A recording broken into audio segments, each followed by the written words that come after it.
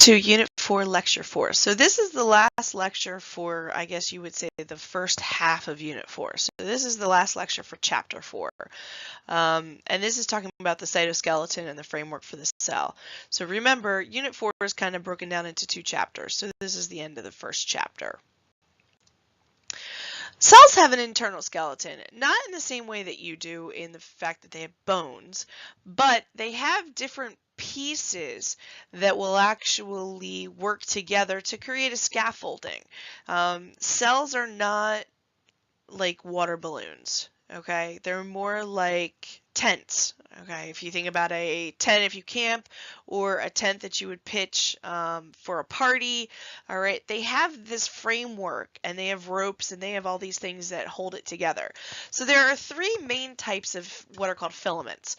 So we have the microfilaments. So these are made up of actin protein, and their big thing is they actually help maintain cell shape. Okay, when we think about an actual skeleton, this is what you would think is that it's actually holding the cell and giving it some sort of shape. Okay, then we have intermediate filaments. Intermediate filaments are ropes, so they look like a rope, and I've got a picture on the next slide, but they look like a rope, and they actually hold the organelles in place. So imagine I was giving class, and today we were in I-105, tomorrow we were in J212, and the next day we were in K111, but you didn't know from any given day what room I would be in. Would it make getting to class easier or harder? It would probably make it harder. So that's what the ropes do, is they help hold the organelles in place so they're not floating around. All right, so when things have to move, because remember, there's a whole lot of communication happening. There's a whole lot of stuff going on. So when it doesn't move around, the nucleus doesn't move, so it's always in the same place. Then we've got the microtubules. So microtubules are basically tracks. So that's the subway. That's the transport, that's the road network, if you will, for everything to move around the cell. Most often we're talking about transport vesicles. Okay, and the transport vesicles are moving one direction or another, but they happen to move on microtubules. Microtubules are the only, at least at this point, what are called polarized filaments. They have different ends. They have what scientists call a positive and negative end. But so that actually is what allows the proteins or anything really to walk along it. That's what allows the transport vesicles to actually walk along it. And when we're in class, I'm actually going to show you an animation of what it looks like, because it's really kind of cute. Okay. So here are the types of the filaments that I told you I had a picture of. So you've got the microtubules, which are the tracks. All right, so that's what moves around. You've got our intermediate filaments, which act as anchors. They're ropes. Okay, so they hold things in place.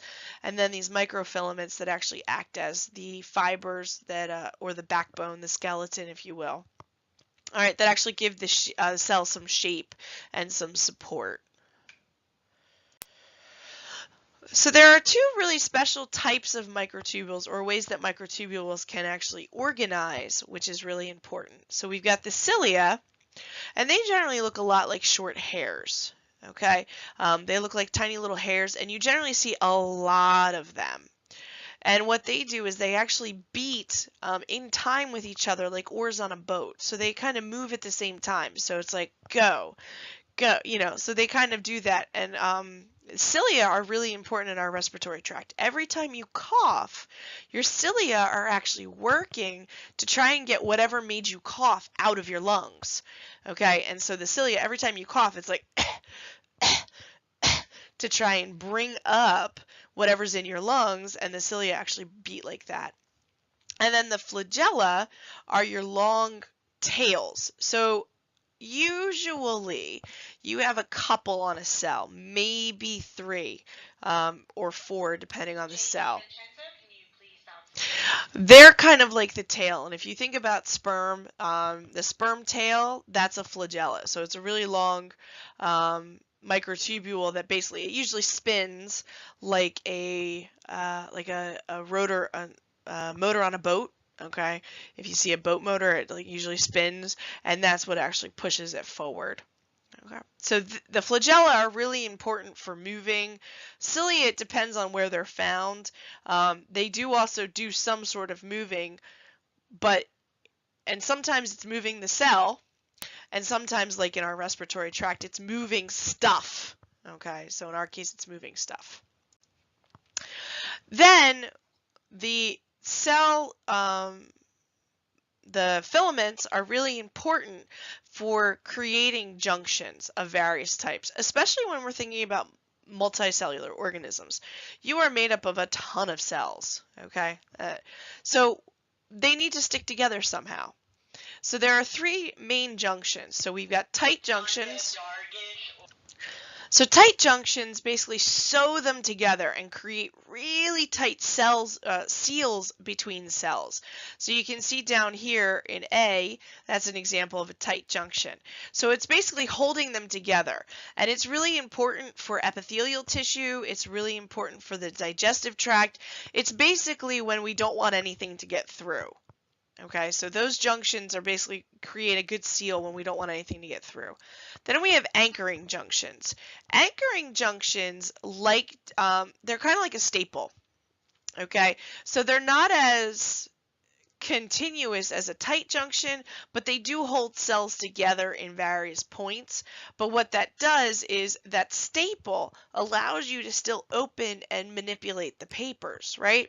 So an anchoring junction allows the cells to stretch or move, and this is really important in muscle cells, like some areas of your skin, okay, that allow it to grow or shrink, okay?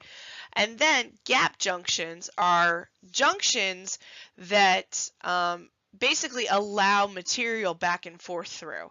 So they're channels that allow some sort of communication, because if you completely separated your cells from each other, they wouldn't know what the other one's doing, and they wouldn't know what to do, and they couldn't coordinate it. So the idea of like walking, okay, walking wouldn't work because all of the muscles in your legs wouldn't talk to each other, and all the cells in your legs wouldn't talk to each other, so you couldn't actually walk. All right. And last but not least is plasmodesmata. Like I said, that's one of my favorite words to say. It's just so fun and dramatic. All right, this is basically a gap junction, or similar to a gap junction, but it has to go through the cell walls. All right, so remember, plant cells have a cell wall, so that cell wall helps them stand upright. But once again, if it was a completely solid wall, all right, that cell would not be able to communicate with the cell next door. So this allows a connection with the cell walls, but then also to be able to talk through them. So if you think about it, it's almost like a window or a door, any of that. All right? Okay, wrap up. Okay, I want you to look at the microfilament, the microtubule, the intermediate filament, and our plasmodesmata, and I want you to list one organelle that would use each of those. Okay, only one, but figure out in the cell who would use them. All right, I will see you in class. Have a great day.